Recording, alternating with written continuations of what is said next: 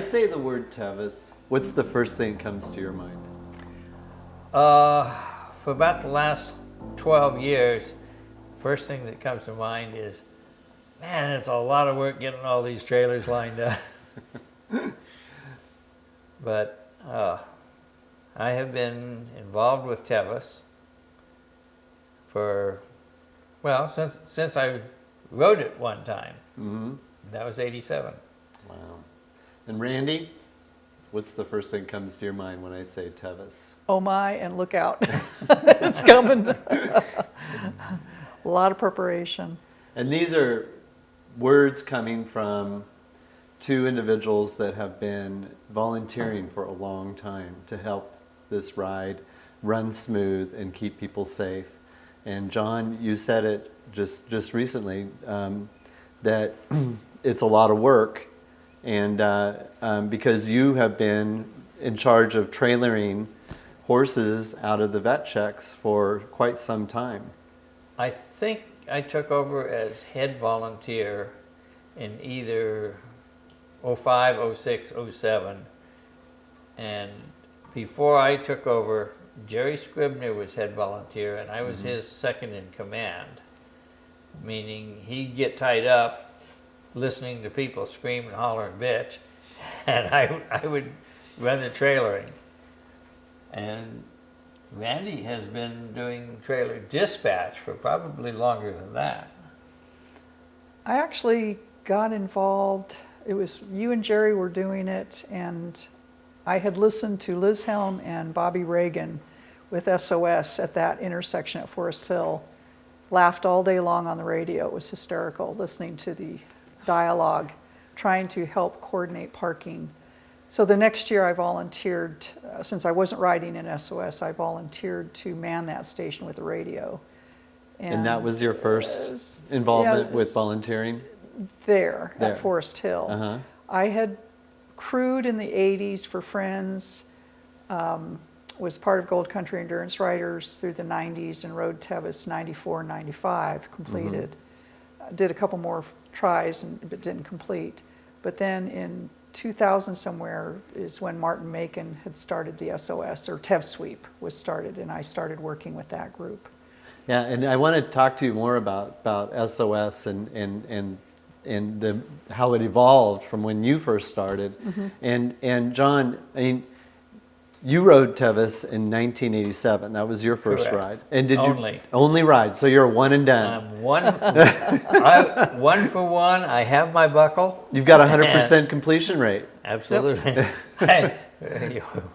Why take chances on spoiling it?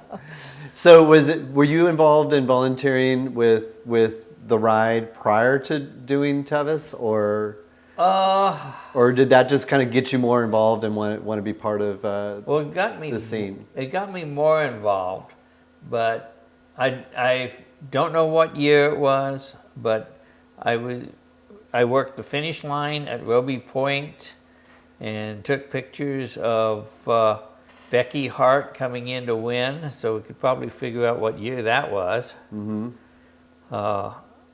Then kind of didn't do a whole lot of much anything for a while. And then I got involved with towing truck and trailers up at Roby Park. As you know, when Roby Park was open, the only way in and out was going up that long dirt grade on Highway Road 6. And people would start up that, and if they didn't get a good run at it, they'd get about halfway up and they'd get what's called a torque converter stall. Engine's running, but no power's going through. And I would take my truck and a strap, and we coordinated with CB radios. We'd stop the traffic. I'd go hook onto that stalled out rig, tow it up the hill to where it flattened out. Then I would come back down the hill to my position about halfway on the grade and release the traffic again. And this went on for 3 or 4 years. After that, I got involved with hauling horses with Jerry. And after a couple of years, I was, as I said, I was his second in command. Then he went off to bigger and better things, you know, Board of Governors and Right. whatever. And hey, what am I doing here? And you became head volunteer. I became head So volunteer. with head volunteer, it's more than just the trailering and everything. You're coordinating the vet checks, the volunteers at the vet checks as well, correct? No, just the trailer. Oh, just the trailering. Just the Okay. trailer. That's enough. Yeah. Yeah, we I would say had, so. I think we had 24 trailers last year. We had 31 trailers the year before. And on busy years, we'll use all of them and still want more. I know your part of your recruiting skills is seeing people pull in their trailer somewhere and stopping them and say, "Hey, you drive your trailer pretty good. You want to be a volunteer?" I've done that. Yeah, I know you have. So how do you get? Because I mean, it's such a big, commitment, and then also to get people that want to be able to they're willing to do, this job as far as putting their truck and their trailer at and down dirt roads and everything. How do you draw so many people to help? I just lucky, I guess. I don't. I tell them what the job is. I tell them where we're going. I make sure that the people I recruit are sufficiently trucked. I don't recruit anything less than a 3/4 ton. Yeah. And I try not to get too many 2-wheel drive vehicles. We want 4-wheel drive, 3/4 or 1 ton with 2 or 3 horse trailers. Yeah. You can't be too big, but you can certainly be too small in the truck department. And if you have more than a 3-horse trailer, we have trouble getting him into a lot of the spots. I have to be real careful about who I recruit. And one of my best ways of judging that is watch them pull their trailer through the canyon. I have followed people up into the cool parking lot, or they'll turn on 193 and pull over, and I'll stop and go back and talk to them. And what seems to work real well is just tell them the truth. Hey, I like the way you're hauling your horses. You're giving them a really good ride. We need people like you. I give them a business card, Tevis Horse Transport, and get their name and address and email and all. And like I say, last year we had 31 trailers. This year we had 28. There were 3 or 4 people that were going to haul, but they had a bunch of sickness. But this was a light year. We didn't have that many. So how many trailers do you really focus in? Like you need a minimum of, drivers in truck and trailers. If you have less than about 20, you're going to be hurting. I try to put 7 to 8 trailers in at Red Star Ridge. Now, some of those come out of Red Star Ridge empty. And the more that come out empty, the happier we are, because that means they're not full of pulled riders. Then the ones that come out empty from Red Star, some of them will just go on down the mountain and either stop at Forest Hill or they'll go home. They're done. But others will stop at Robinson Flat and get horses there. Those are the 2 big pull spots. And I'm fortunate I have a second in command up at Red Star named Paul Doms. Oh yeah. And he runs the trailer dispatch up there. He'll designate horses and trailers until everything's done. And I have another high quality second in command at Robinson, that's Gunnar Hine, and he will do the same thing. And the whole thing would never come together without Forest Hill Trailer Dispatch, which happens to be Randy. Right, right. You know, Love those radios. one of the things about this ride, I mean, and I'm telling you this, but is it's because it's a point to point. There's 10 vet checks on this ride that you have to take in consideration. And you and then just kind of maybe even, you know, go, like you said, there's certain vet checks, you know, there's going to be more horses pulled than in other vet checks. But you're taking a gamble too, because one year it could be Last Chance, could be the place that everybody, you get more pulls at. And so you're having to really figure out and coordinate, because you may have to send more trailers in to get more people and so on.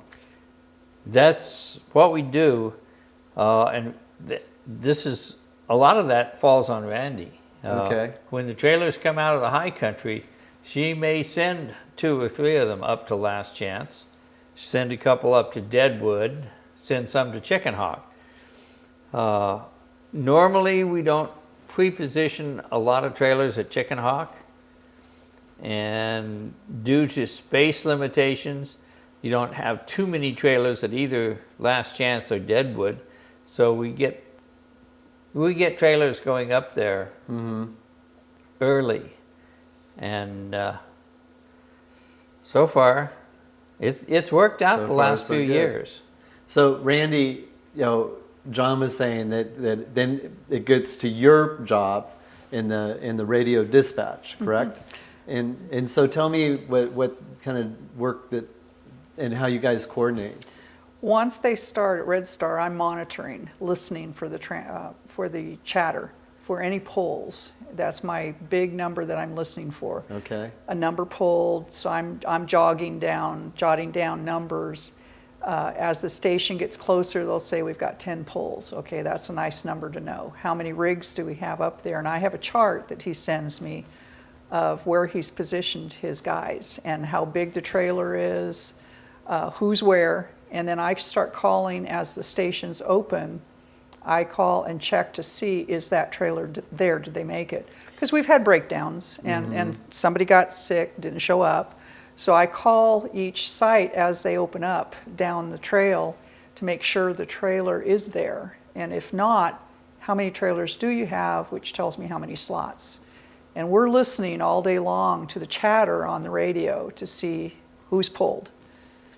That is incredible. We're talking a lot. Yeah, I guess so. And, I mean, the thing about this ride is historically, this is why Tevis, this ride is, so sought after, and that buckle is so coveted, because it has a 50% completion rate, which means that's a 50% pull rate. And those horses have to get back. Some need to be treated. Some just need to get to Forest Hill, to get their ride home. But that's your job, is to make sure, and the riders as well. I mean, the riders, are exhausted, or they're upset because they got pulled, or just bummed, I guess. That's a tough ride home, back to Forest Hill or Auburn. And if the rider's upset, the crews are even more upset, because they're waiting. Where's my rider? Right. Be patient. Where did they pull at? Be patient. Yeah. And so it's helping everybody to understand what's going on why they're not there. So we do a lot of informational stuff at the Forest Hill Transport Trailer to, go get your chair, grab your beer, your drink of choice, have a seat. You're going to wait. You're going to be sitting. You might be sitting for a while. Yeah. And then we've had people that need rides from Forest Hill, the trailers in Auburn. So we will dispatch, if we have enough rigs and we have somebody going through, we'll stop somebody and ask if somebody can hitch a ride down. So we kind of try and help everybody. And you also do SOS as well. So why don't you tell me, what is SOS and what part do you play in it? SOS is Sweep Riders of the Sierras. It is the only ham radio mounted team in the U.S., if not the world. registered, and we do sweep or drag down the trail as following the last rider. Optimum is to keep that rider in sight. Not always can do, but we keep that last rider in sight. If there is an issue on the trail, the sweep team, and it's always at least 2 riders, Optimum is a 4-man team with 2 radios, then we consider that splittable. If something happens on the trail and we have 4 riders with 2 radios, then we can leave 2 people there with the problem until it's resolved, a horse down, rider down, whatever. And then the other 2 riders, 2 SOS members, can continue on behind the event to the next aid station to continue and finish that sweep.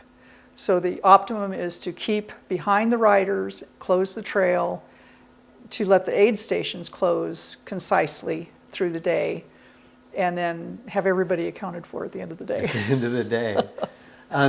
So the SOS riders, they have to go through quite a bit of training because they're operating a radio. They have to have a well-trained horse that can handle situations, especially on sides of cliffs. Tell me about what kind of training an SOS rider would We have qualifying training in May. We have radio play days. We encourage any member that has any interest to have a radio, and we coordinate and help all of the riders if they're interested in getting a ham license. If they don't have it, we encourage them and help them get that license, which gives them the permission to carry that radio and transmit.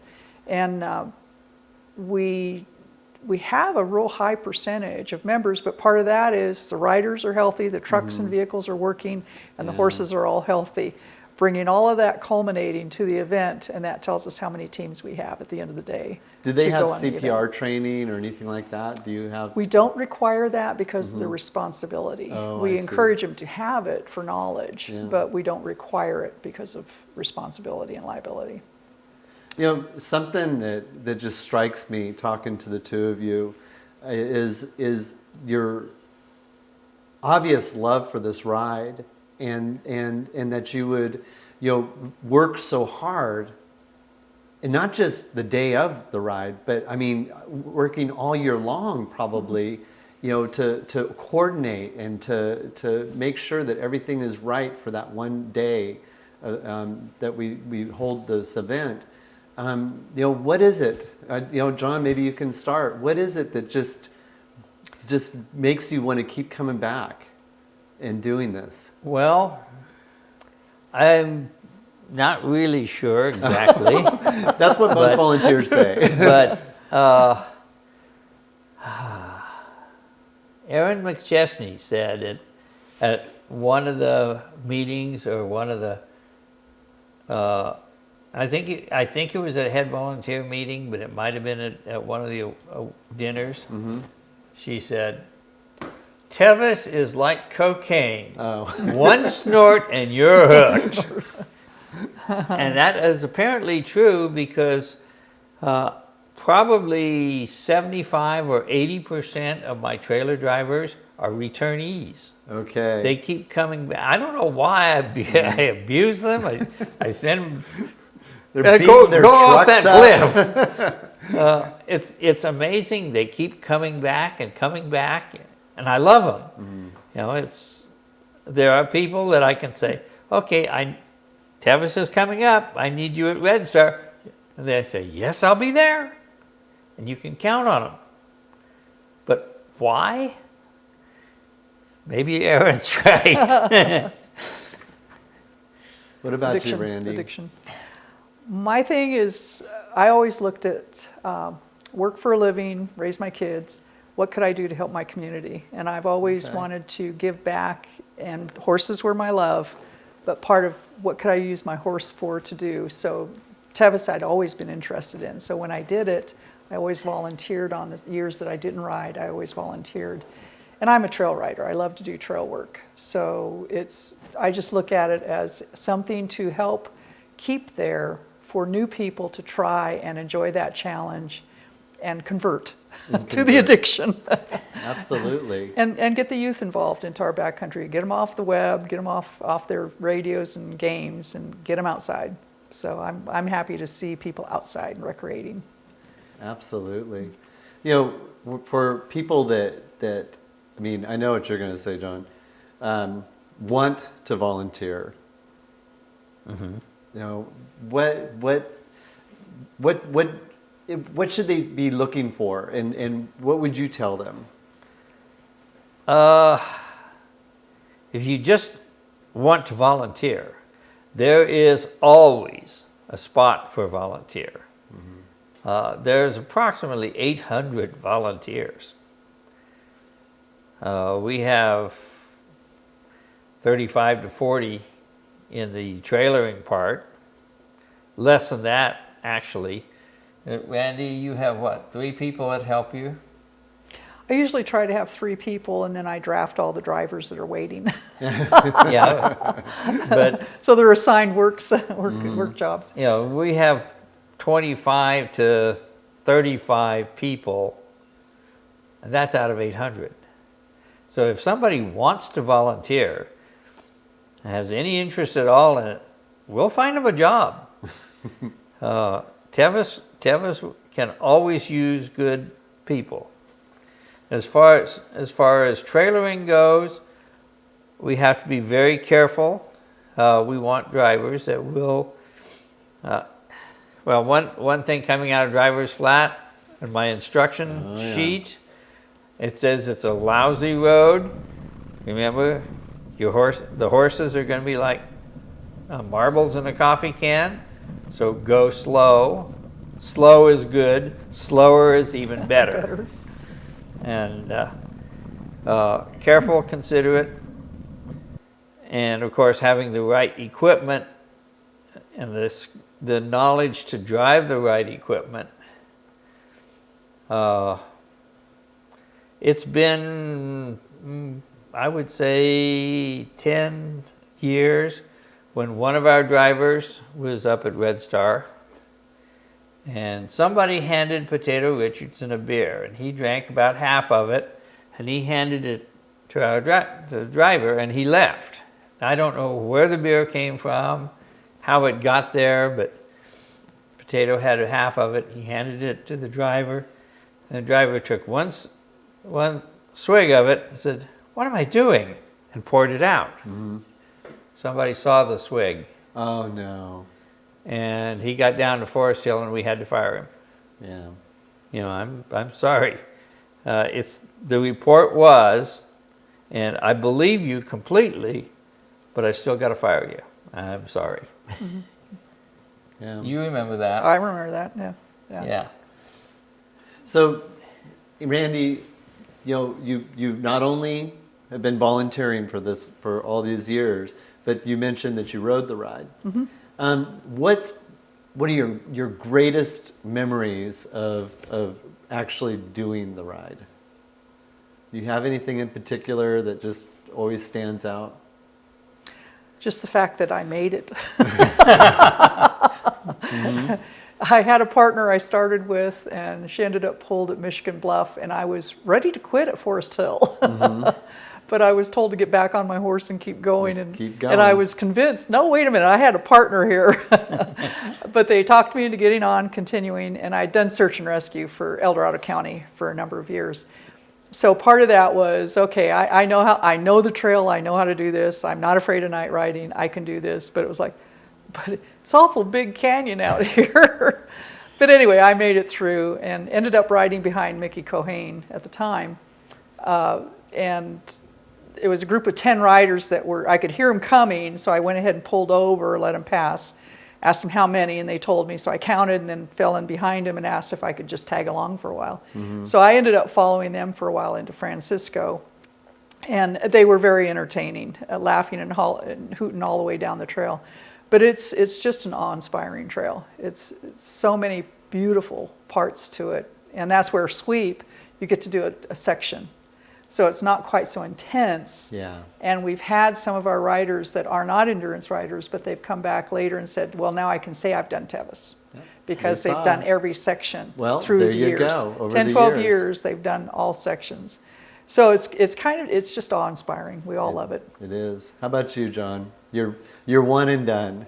Well, my one and done involved, I was riding this Rush Creek mare.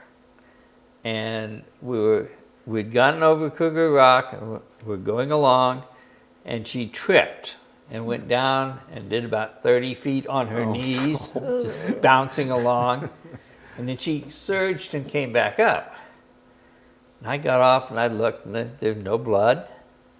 She looked fine. She walked out okay. Got back on, went into,